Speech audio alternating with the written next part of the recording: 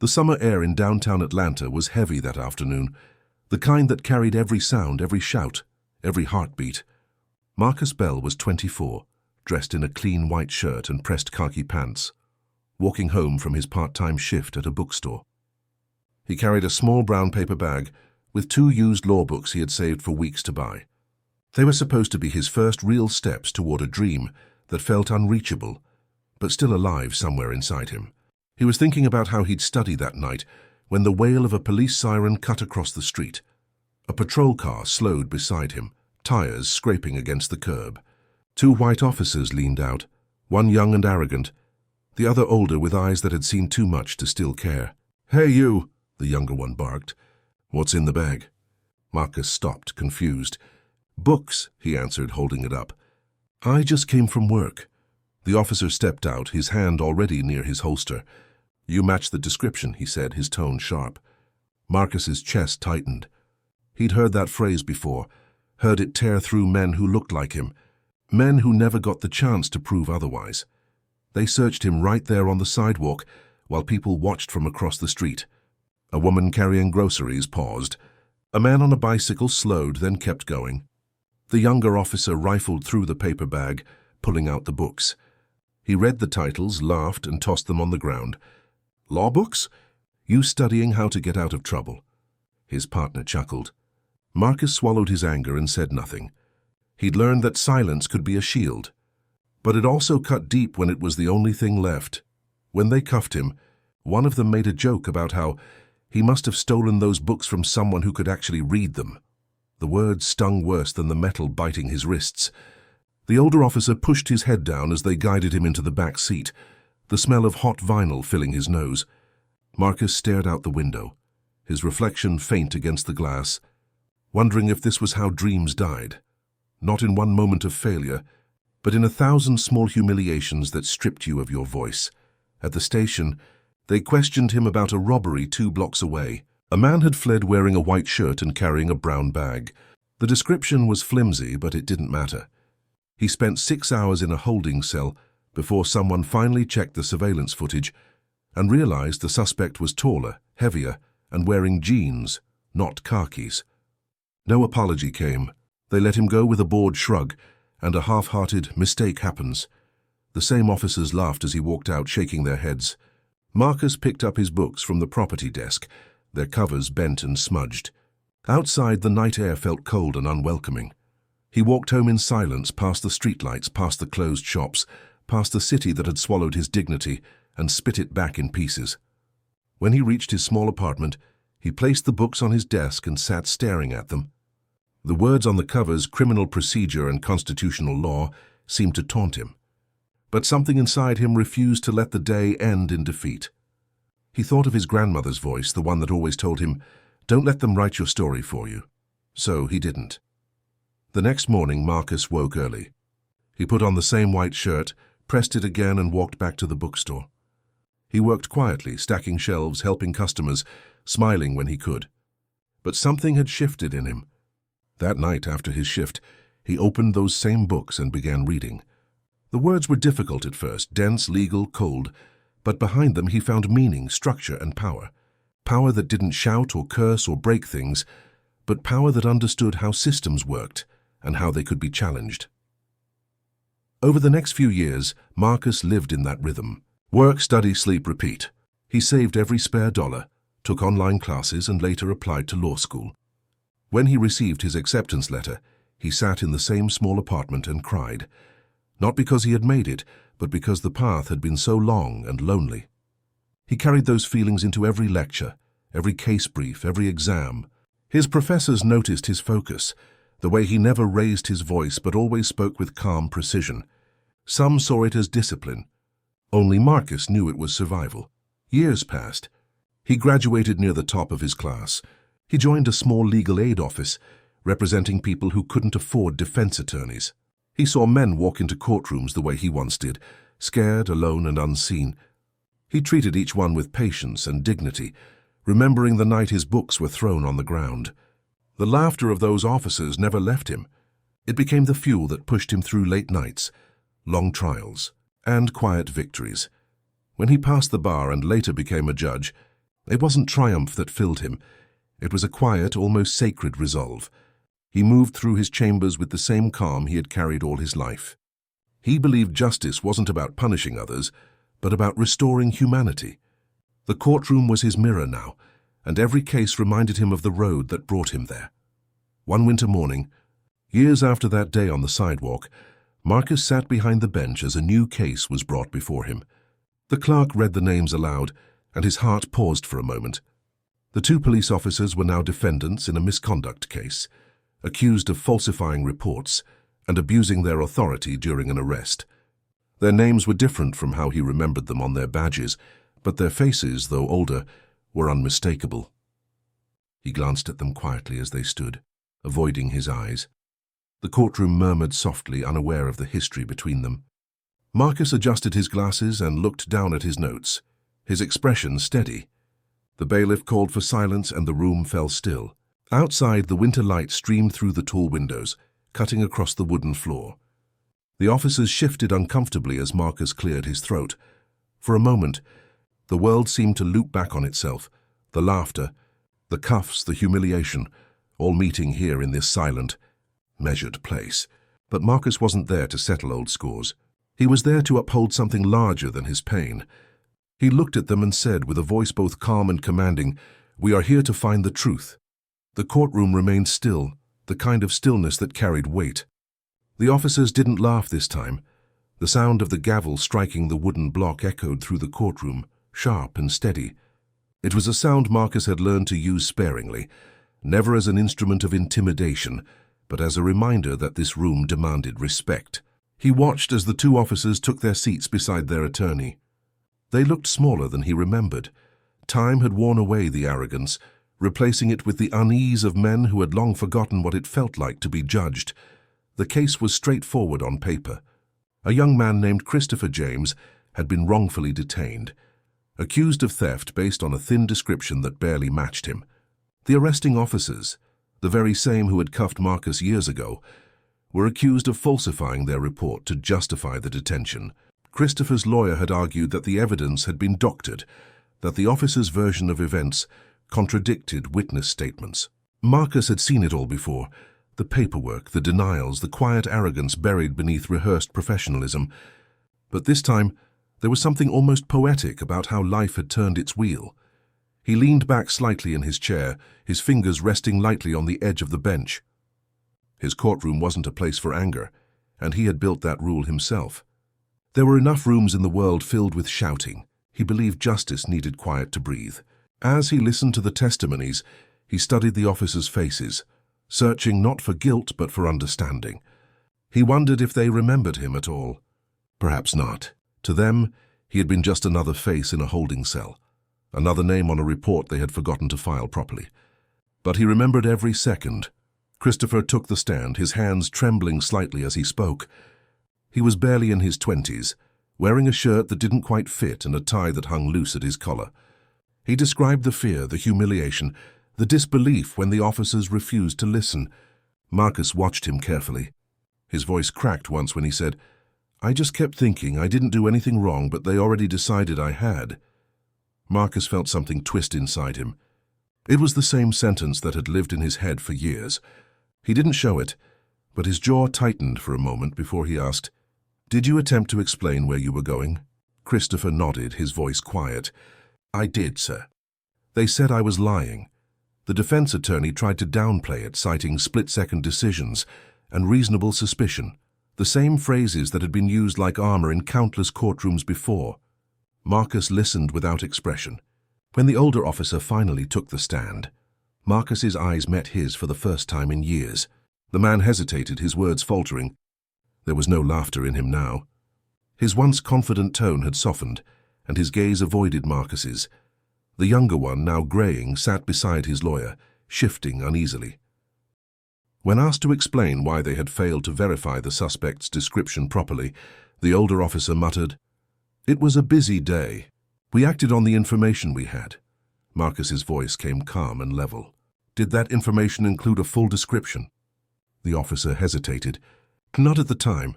Marcus tilted his head slightly. "So you detained someone without confirming whether they matched the suspect?" The silence that followed was heavy. The officer looked down, his hands clenched.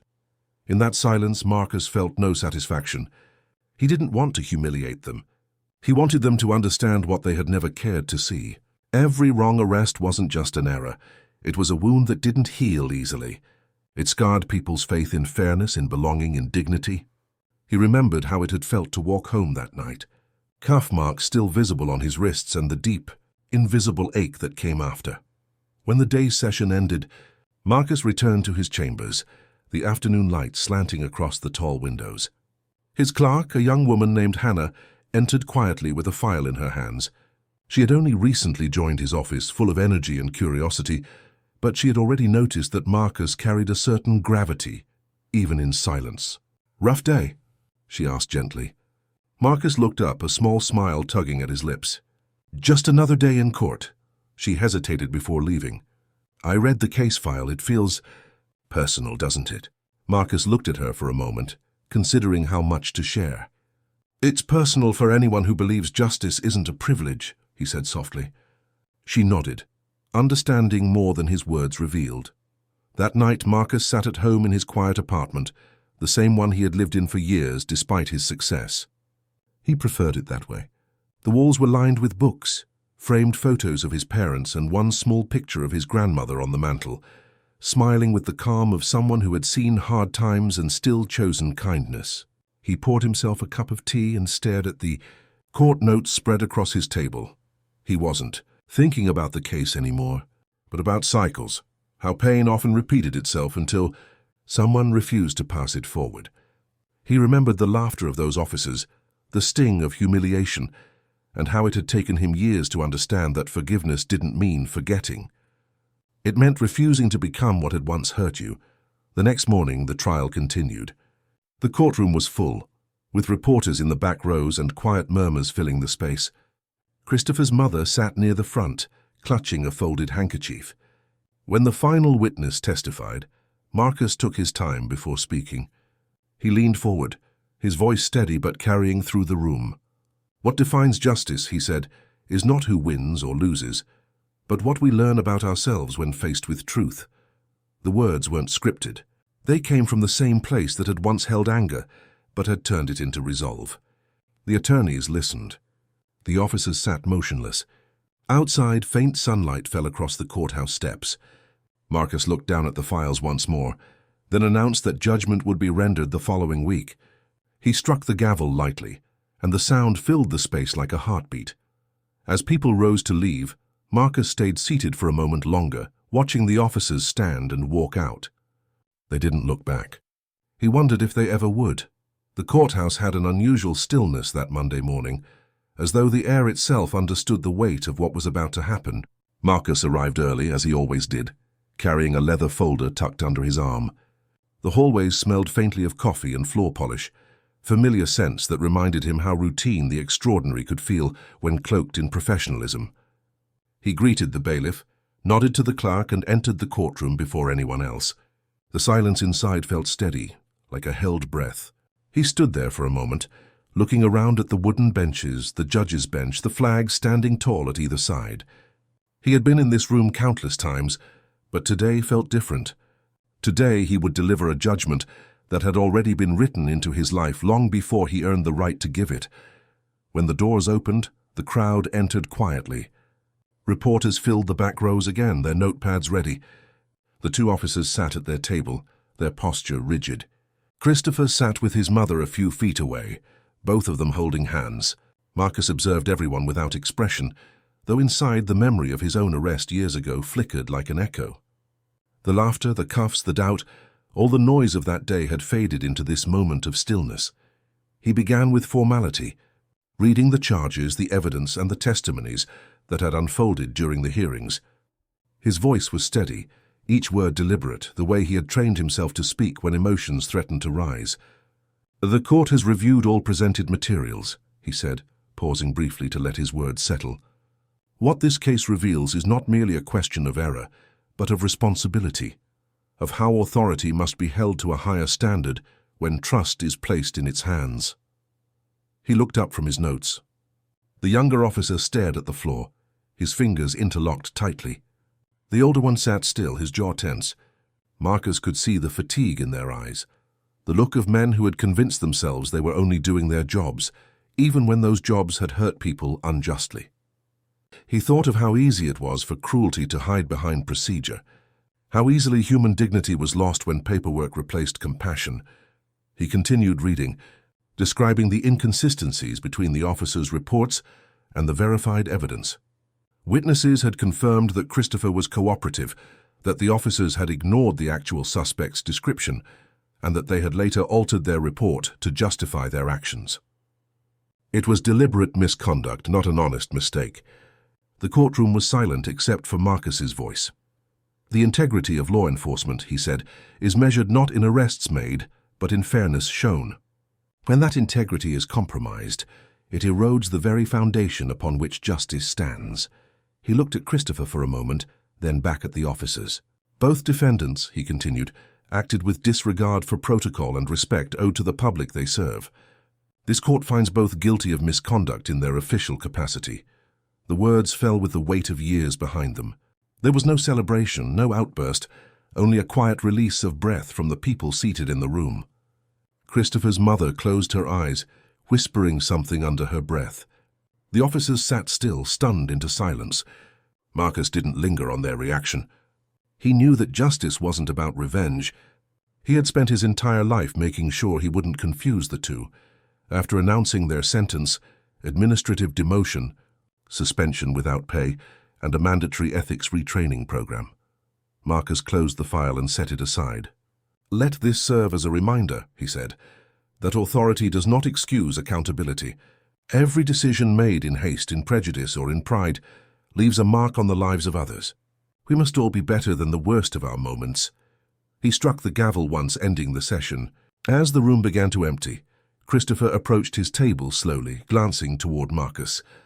Their eyes met briefly, one filled with gratitude, the other with quiet acknowledgement. It wasn't a victory for either of them, just a small correction in a world that often bent the wrong way. When the officers stood to leave, they walked past Marcus's bench without a word. The older one glanced up for a second, as if recognizing something familiar, but said nothing. Marcus didn't need his apology. His silence was enough. Later that afternoon, Marcus sat in his chambers, the faint hum of city traffic coming through the window. Hannah brought him a cup of coffee and placed it gently beside the stack of paperwork he hadn't yet touched. "You did the right thing," she said softly. Marcus looked up at her, his eyes thoughtful. "Doing the right thing isn't the same as feeling good about it," he said. She hesitated. "Do you ever think about what would have happened if things had gone differently that day?" He leaned back in his chair, the question hanging between them. "Every day," he said, "but then I remind myself it did go differently. I walked out, and I decided to become someone who could make sure others walked out too." That evening he drove home through the quiet streets. The city lights flickered against the windshield, casting faint reflections on his face. He stopped at a red light, glancing out the window at a group of young men talking on the corner. They were laughing, carefree, full of life. For a moment he saw himself among them, the version of him that had once believed the world was simple and fair. The light turned green and he drove on, feeling something close to peace but not quite. At home he placed his jacket on the chair and turned on the small radio by his desk. The familiar sound of old jazz filled the room, soft and steady.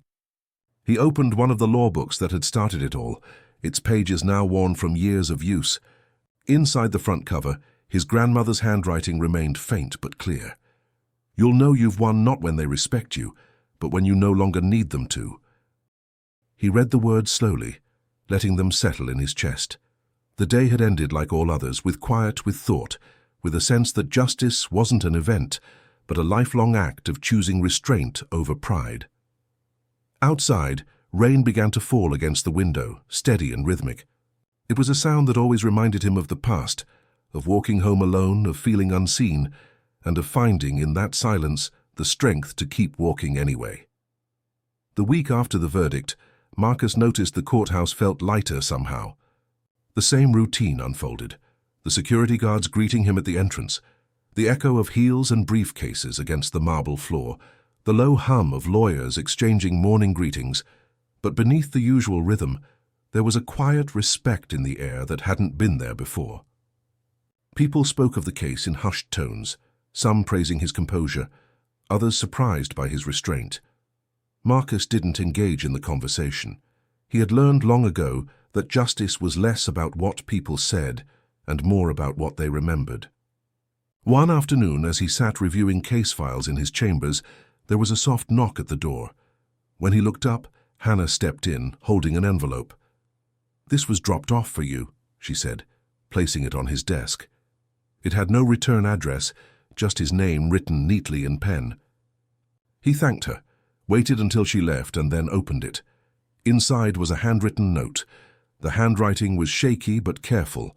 It read, "Judge Bell, I don't know if you remember me, but I remember you. I was one of the officers from that day. I've thought about it for years, and I never found the courage to say this. I was wrong. I laughed when you didn't deserve it. I treated you like you were less than me. Seeing you there in that courtroom, I realized how blind I had been, not just to you, but to what I had become. I don't expect forgiveness, but I wanted you to know I see it now. Daniel." Marcus read the note twice, his hand resting on the page. The name brought back the sound of laughter, the feel of handcuffs, the humiliation that had once followed him like a shadow. But now, sitting in this quiet office, surrounded by books and the faint ticking of the clock, the memory felt distant, smaller. He folded the note carefully and placed it in a drawer, not out of anger, but because it belonged to the past. Forgiveness didn't need to be loud. Sometimes it was as quiet as not letting a wound reopen. That evening, after court adjourned, Marcus walked out into the cool air. The city was shifting into evening, the orange light spilling across tall buildings, the hum of traffic softening into rhythm. He passed a group of young students outside the courthouse, one of them holding a notebook with highlighted pages. They were discussing a case, their voices eager, full of energy. Marcus smiled faintly as he walked by, remembering himself at their age, hungry for change, unsure how to begin. He stopped at a small park across from the courthouse, where the fountain glimmered under the fading light. Sitting on a bench, he loosened his tie and watched the water ripple. He thought about all the people who had stood before him, innocent and guilty, broken and proud. Every face carried a story, and every story left a mark. He wondered how many lives had been shaped by one careless moment, one quick judgment, one unchecked assumption. The world could change with the smallest act of awareness, and yet so few ever noticed. His phone buzzed, breaking the quiet. It was a text from Christopher. "Thank you, I can finally breathe again." Marcus read it twice before replying, "Live well. That's the best kind of justice." That night he returned home later than usual. The rain had stopped, leaving the streets glistening under the streetlights. He made a simple dinner, turned on the radio and sat by the window.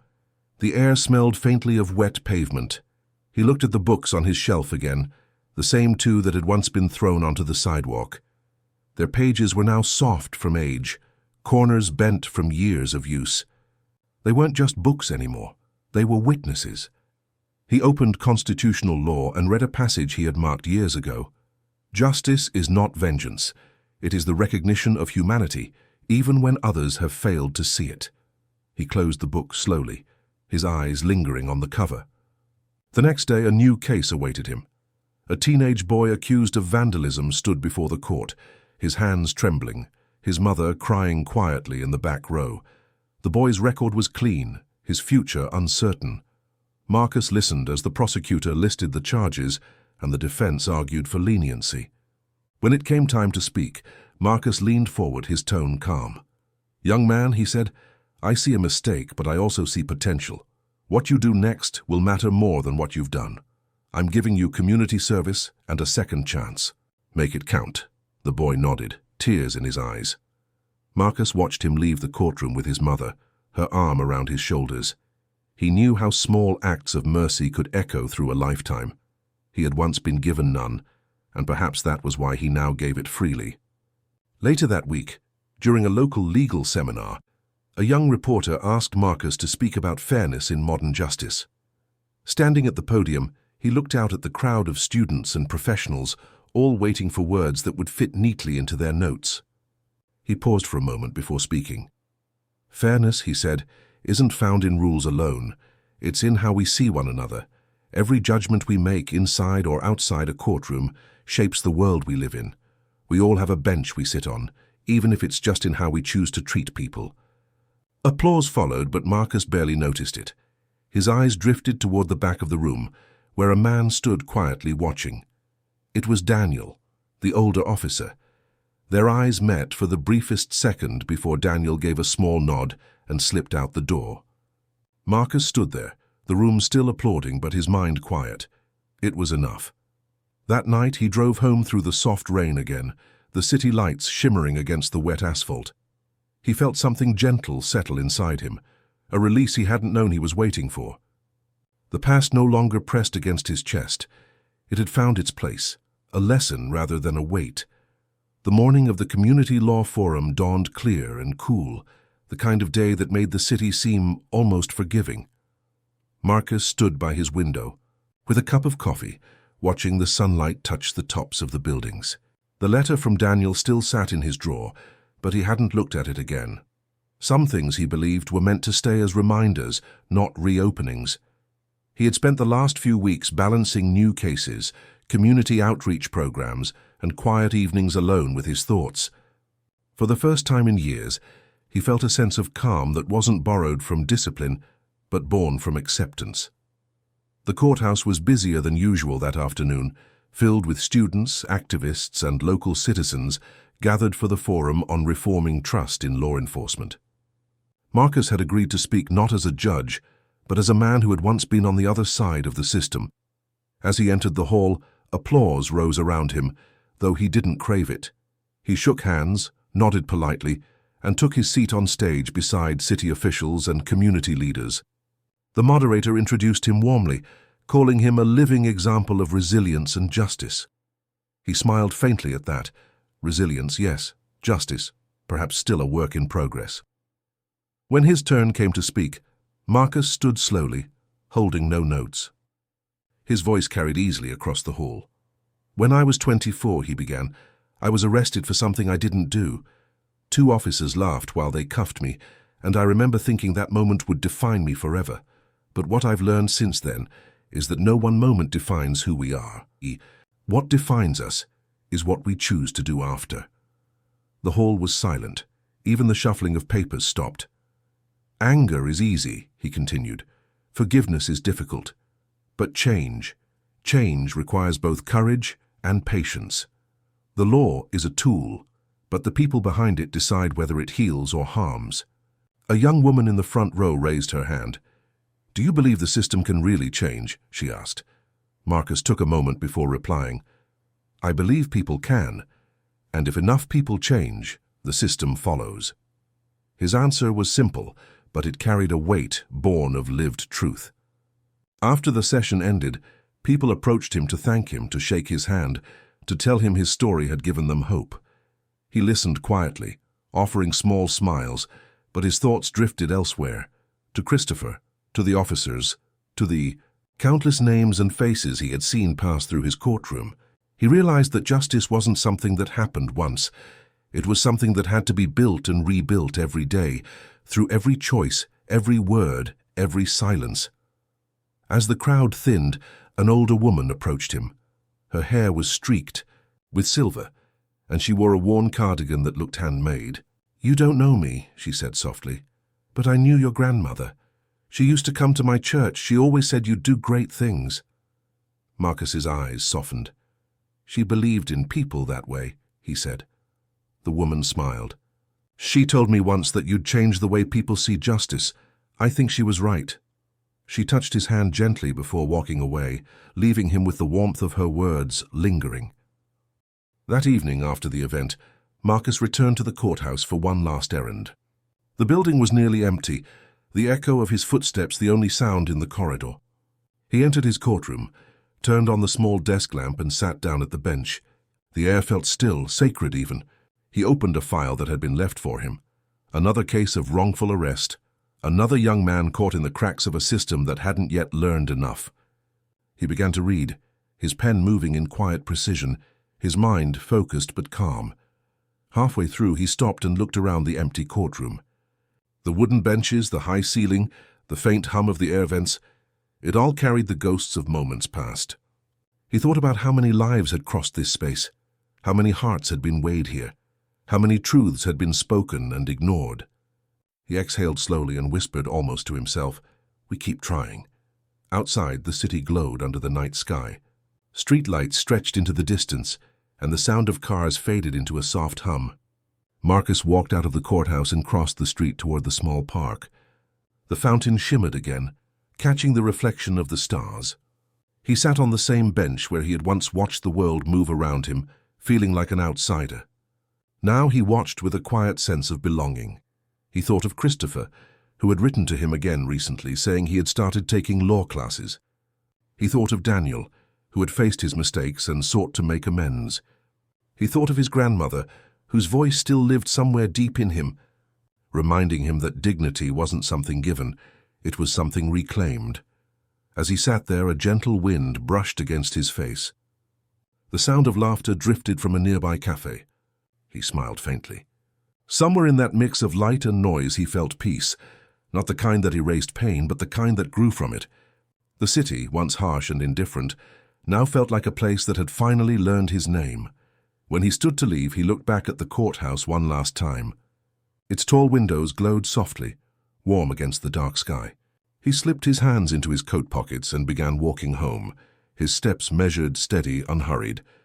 The same man who had once walked those streets in handcuffs now walked them freely, carrying not pride, but quiet purpose. The laughter that had once haunted him no longer echoed. It had been replaced by something stronger, a silence that spoke of grace, of endurance, of justice, finally finding its voice in a man who never stopped believing in it.